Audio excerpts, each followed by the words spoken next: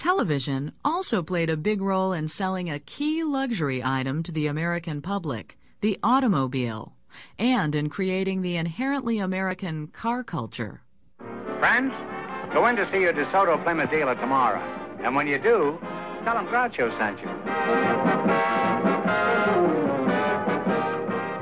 Spurred by advertising, the car culture was also fueled by a combination of higher wages, greater auto production, inexpensive gasoline, and the construction of interstate highways. By 1955, auto sales accounted for 1/5 of the gross national product. Easy credit meant that 4 out of 5 households owned a car by 1960, with most new cars selling between $1,800 and $5,000. Cars had a decidedly aerodynamic look.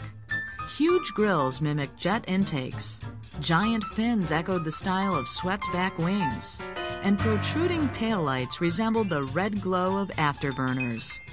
Americans flew these eye-catching autos down new highways that looked more like runways than roadways.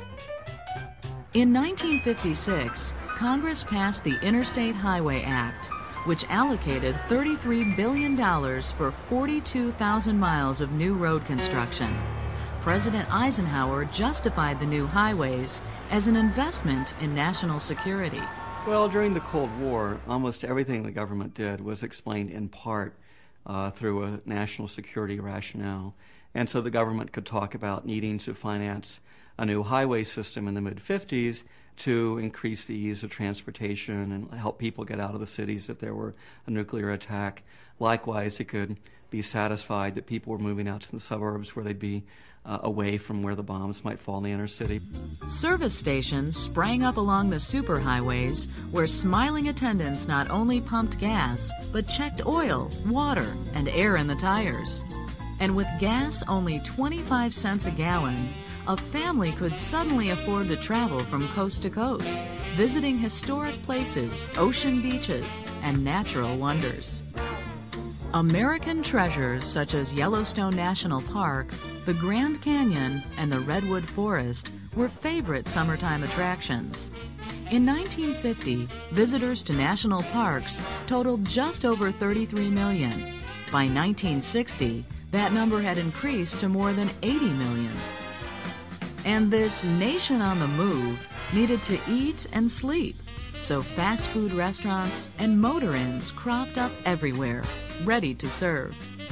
In this car culture, however, few people worried about air pollution, the decline of public transit, or the decay of the inner cities.